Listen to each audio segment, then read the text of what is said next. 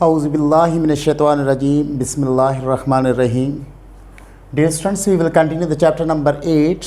अब बहुत ही important topic आपके चैप्टर नंबर 8 फिजिक्स का, speed of the sound in air. जो स्पीड ऑफ द साउंड जो कैलकुलेट करने की जो पहली अप्रोच थी वो न्यूटन ने की थी, तो इसमें हम न्यूटन का फार्मूला भी पढ़ेंगे और उसके बाद जो है लैपलेस करेक्शन भी। So now the topic is speed of sound in air.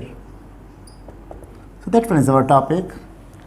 और इस स्पीड को कैलकुलेट करने के लिए दो साइंटिस्ट के जो है अप्रोचेस को हम पढ़ेंगे, पहले न्यूटन के वाले से और उसके बाद जो है वो लैपलेस के वाले से। Basically you know that when the sound travel in a air, that means these waves are longitudinal waves. So the speed of the longitudinal waves, speed of longitudinal waves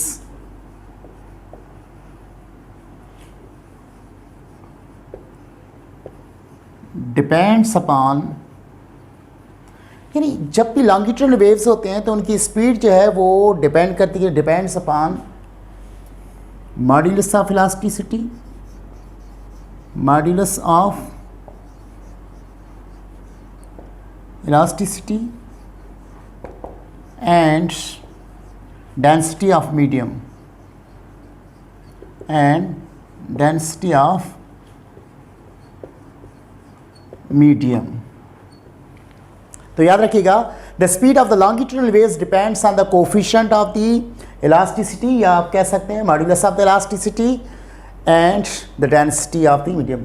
सो जब आप स्पीड का formula लिखते हैं longitudinal waves का, so v is equal to square root of e over rho. Dear students, इसमें से v is the velocity of the sound, e क्या है, कोफिशिएंट ऑफ द इलास्टिसिटी का है या मॉड्यूलस ऑफ द इलास्टिसिटी, और d क्या है, डेंसिटी ऑफ द मीडियम है जहां पर साउंड वेव्स ट्रैवल कर रही हैं। So where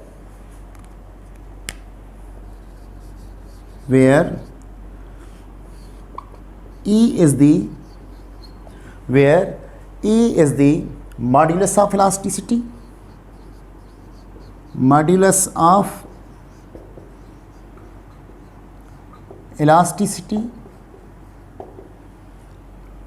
and rho is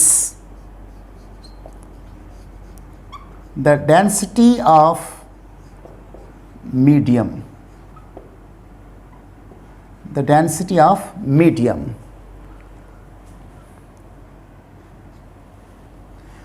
So अगर यहाँ पे एक चीज़ आप देखें, that means the velocity is directly proportional to the square root of the elasticity and v is inversely proportional to the square root of the density. लेकिन एक चीज़ जो यहाँ पे नज़र आ रही है कि डेंसिटी से इन्वर्सली प्रोपोर्शनल है, लेकिन हम प्रीवियस लेक्चर में पढ़ चुके हैं कि सॉलिड में वेलोसिटी ज़्यादा होती है और एयर में वेलोसिटी कम होती है। यहाँ बड़े कंफ्यूज होते हैं हम कि भाई जब ये इन्वर्सली प्रोपोर्शनल, जहाँ डेंसिटी ज़्यादा है, ज़ाहिर है सॉलिड में डेंसिटी ज़्यादा है तो वहाँ वेलोसिटी कम होनी चाहिए। एग्जैक्टली सॉलिड सिर्फ डेंसिटी पे डिपेंड नहीं करता, इलास्टिसिटी पे भी करता है। तो आप याद रखिएगा कि सॉलिड की मॉड्यूलस ऑफ इलास्टिसिटी जो है सॉलिड में वो कहीं ज़्यादा है, बहुत ज़्यादा है, किससे, डेंसिटी के इफेक्ट से। इसीलिए ओवरऑल जो आपके पास वेलोसिटी जो है वो क्या होती है, सॉलिड्स के अंदर क्या होती है, इंक्रीजिंग होती है।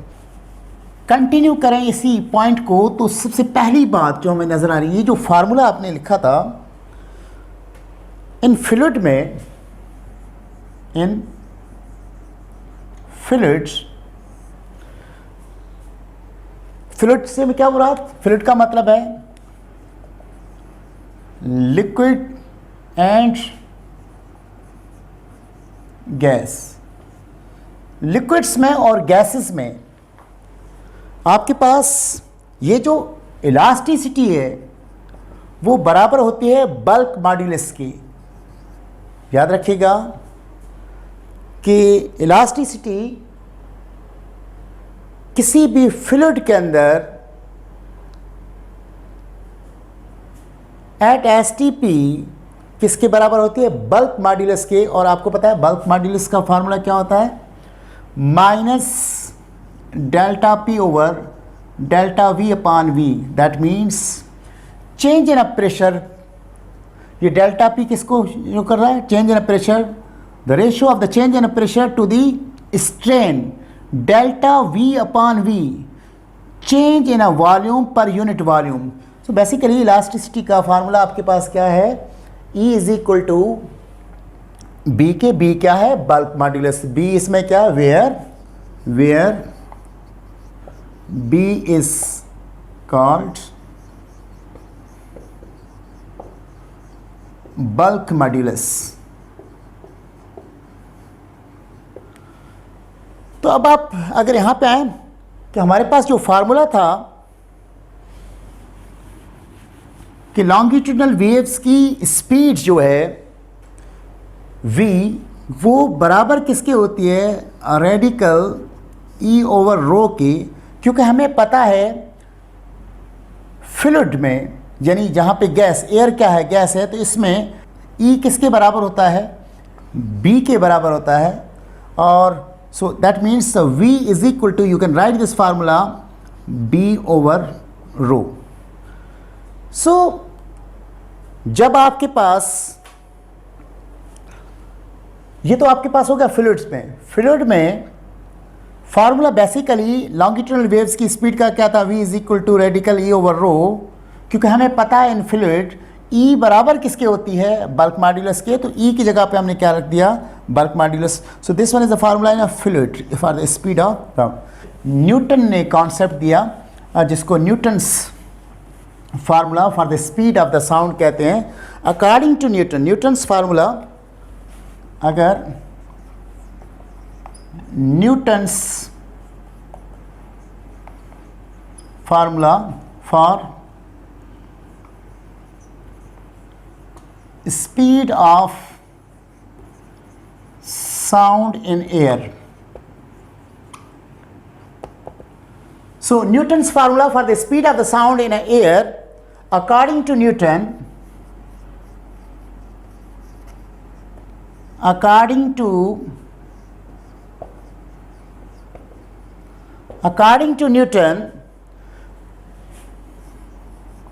when the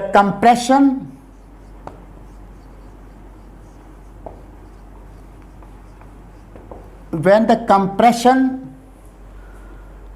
and the rarefactions, when the compressions and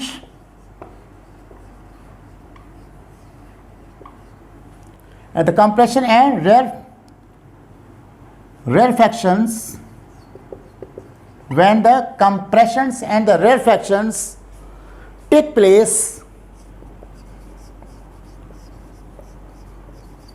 when the compression and the rarefaction take place slowly, then the layers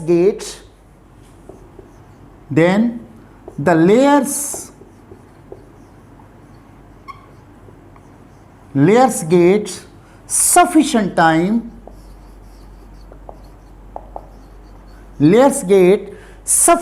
time to lose the heat, to lose the heat energy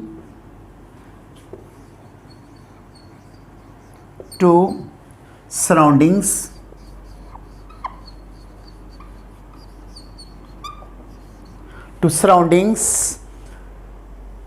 during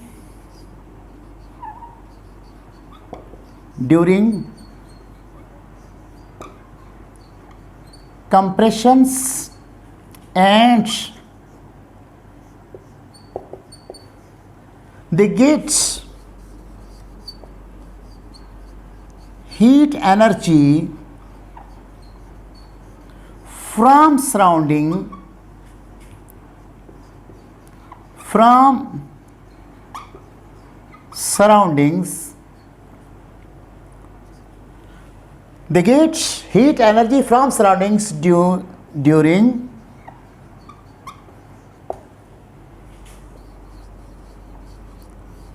rarefaction. ये जो concept इसने दिया Newton ने कि जब compression होती है, क्योंकि लॉन्गिट्यूडनल वेव्स हैं उसमें कंप्रेशन और रेयरफेक्शन होती है। कंप्रेशन का मतलब है जब साउंड एनर्जी यहाँ से प्रोड्यूस हुई, मॉलिक्यूल्स ने नहीं दूसरे मॉलिक्यूल्स के नज़दीक चले गए, तो इसको क्या कहते हैं, कंप्रेशन। कंप्रेशन के दौरान हीट उस बकोल न्यूटन के वहाँ से क्या होती है, रिलीज होती है, सराउंडिंग में जाती है। फिर जब ये मॉलिक्यूल वापस आता है और ये सेकंड आगे वाले मॉलिक्यूल की तरफ जाते हैं, तो this is known as a rarefaction. Rarefaction के दौरान हीट जो है वो फिर एब्जॉर्ब करता है। सो इस तरह से न्यूटन के मुताबिक the temperature of the medium remains constant, such changes are called isothermal changes.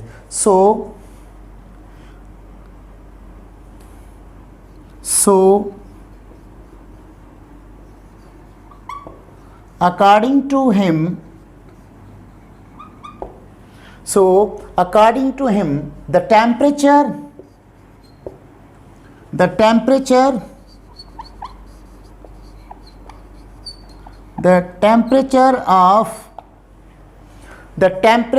of medium remains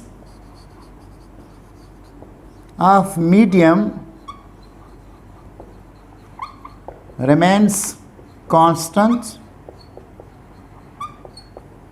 The temperature of the medium remains constant. Such changes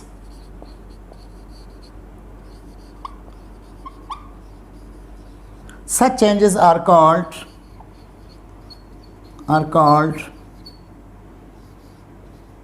isothermal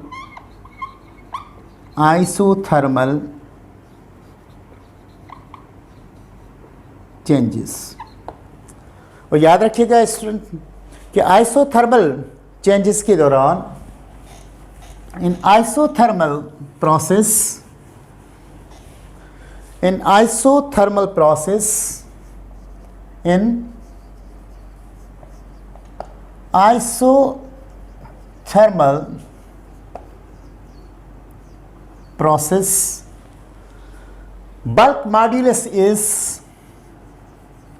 bulk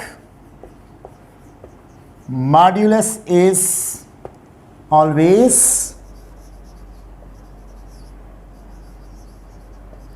equal to pressure of medium।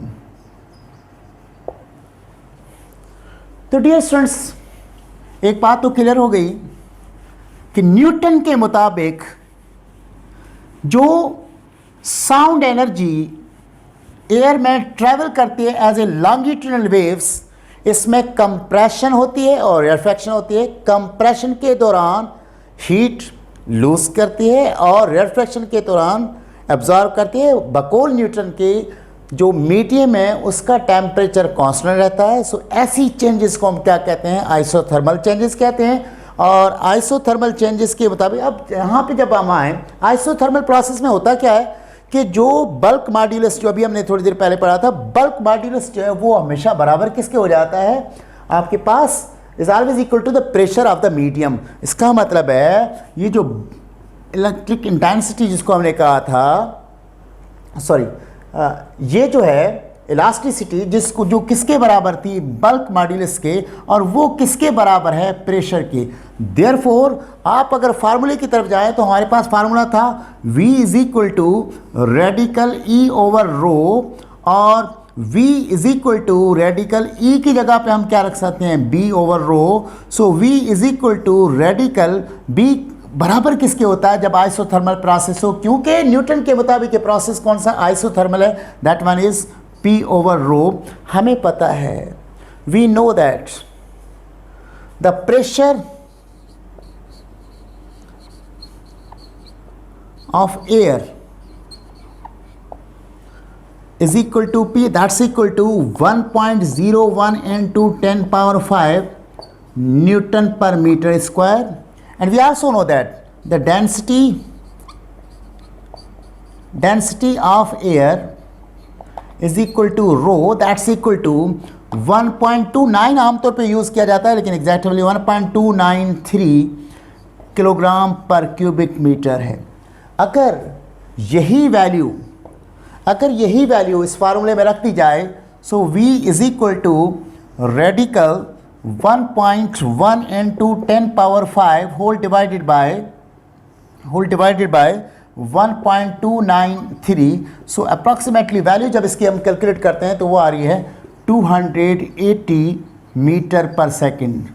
काफ़ी अरसे तक लोग इसी बात पे ही believe करते रहे कि जो न्यूटन जो है इतना बड़ा साइंटिस्ट है, जो इसने कहा है यही सही होगा, इसी वैल्यू को ही मानते रहे। लेकिन जब एक्सपेरिमेंटल वैल्यू सामने आई तो देखा गया कि इसकी जो कैलकुलेशन थी उसमें एरर था। There is 16% less value of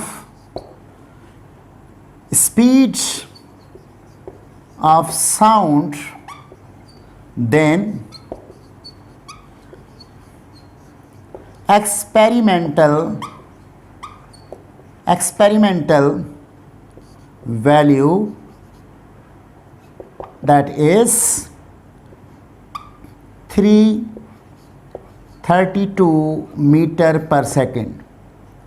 जब ये पता चला कि न्यूटन जो फार्मूला किया था उसकी वैल्यू में करेक्शन की ज़रूरत है क्योंकि वो सही नहीं है, उसके बाद डिफरेंट साइंटिस्ट है वो रिसर्च करते रहे।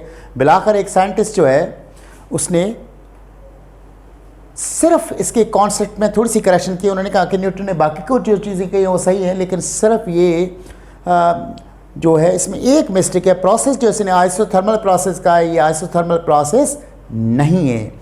तो वो जो साइंटिस्ट था जिसने ये करेक्शन की थी उसका नाम क्या था? लैप्लेस। उसी वजह से इसकी करेक्शन को लैप्लेस करेक्शन कहा जाता है। स्टूडेंट ये आपने नोट कर लिया है। तो अब हम लैप्लेस करेक्शन की तरफ जा रहे हैं। लैप्लेस जो थे उन्होंने जो कॉन्सेप्ट दिया उसको लैप्लेस करेक्शन कहते हैं। लैप्लेस करेक्शन, लैप्लेस ने क्या कहा? Laplace suggested that the compression and the rarefactions take place so quickly that the layers do not have the sufficient time to lose the heat to the surroundings during the compression and to gain the heat from the surroundings during the rarefaction, hence the changes are adiabatic। तो आप देखें Laplace ने क्या कहा कि ये isothermal process नहीं है बल्कि ये क्या है? एडियाबैटिक प्रोसेस है। क्या कहा उसने करेक्शन क्या की? Laplace suggested that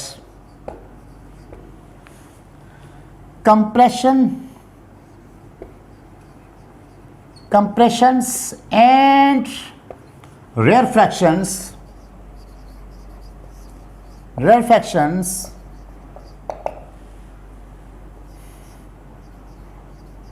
during sound waves traveling in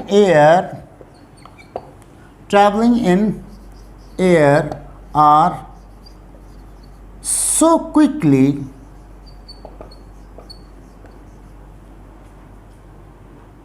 they do not have sufficient time to lose or gain heat from surroundings। So according to him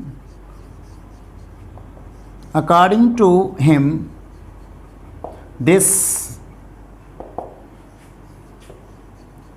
change is an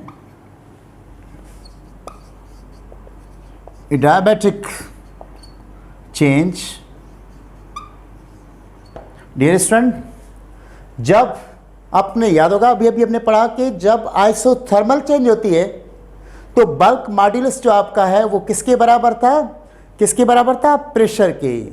लेकिन जब आपकी change जो है वो अगर डायबिटिक चेंज होती है तो बल्क मॉड्यूलस जो है वो गामा टाइम्स प्रेशर के होता है। तो इसने करेक्शन क्या की थी, इसने कहा कि this elasticity which is equal to the bulk modulus which is not equal to pressure but this one is gamma times the pressure. तो आप अब अगर इसी फार्मूले में जो स्पीड ऑफ साउंड का फार्मूला है या speed of any longitudinal waves का फार्मूला है उसमें अगर इस वैल्यू को हम पुट करेंगे, what was the formula dear students, that was the v is equal to radical e over रो। अब अगर यहाँ पे e की जगह पे b रख दिया जाए क्योंकि ये बराबर किसके होता है, v is equal to radical b over rho, so v is equal to, क्योंकि डायबिटिक प्रोसेस में b किसके बराबर होता है, गामा p ओवर रो के। So that one is the formula for the Laplace, that's known as Laplace correction or Laplace formula. तो dear students यहाँ पे आपके पास प्रेशर एग्जैक्टली वही एटमॉस्फेरिक प्रेशर है, एयर में से ट्रैवल कर रही है, डेंसिटी भी है, लेकिन एक चीज़ नहीं आ गई gamma, where gamma is the ratio of specific heats. That means gamma is equal to Cp over Cv। और इसी तरह से ये जो है या तो इसको in terms of Cp over Cv से मालूम कर सकते हैं, लेकिन एक और भी इसका तरीक़ेकार है इसको गामा की वैल्यू मालूम करें। It can also be calculated, it can also be calculated as, एक फार्मूला है इसका गामा का, gamma is equal to 1 plus 2 upon F. यहाँ पे जो ये आपको एफ नज़र आ रहा है, where F is called the degree of the freedom. F क्या कहलाता है, डिग्री ऑफ फ्रीडम कहलाता है। तो dear student, degree of freedom की अगर हम बात करें, सो ये एफ इज इक्वल टू 3 के होता है जब कोई गैस मोनो एटॉमिक गैस हो। क्या हो, मोनो एटॉमिक गैस हो। F इज इक्वल टू 5 के होता है, F for diatomic gases, for diatomic gas. अगर गैस कोई डाई एटॉमिक है तो F, ये डिग्री ऑफ फ्रीडम की वैल्यू क्या हो जाएगी, 5। इसी तरह से F इज इक्वल टू 6 होता है फॉर पॉली एटॉमिक गैस, क्योंकि जब एक से ज़्यादा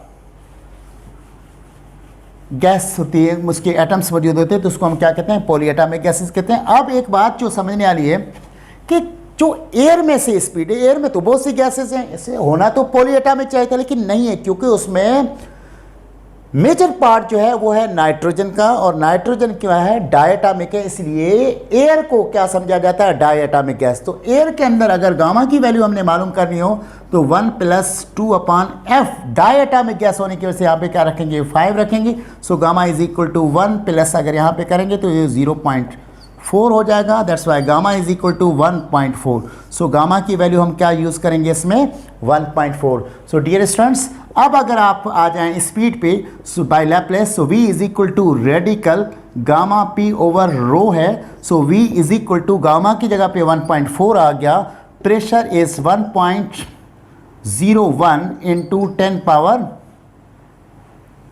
5 हो गया, एंड दिस वन इज़ 1.293। इस पूरे को जब आप कैलकुलेट करते हैं तो अप्रॉक्सीमेट वैल्यू जो है वो आ जाती है 333 metre per second, which is very close to the actual value, or you may say the experimental value, और वो experimental value v क्या है 332 मीटर पर सेकंड है।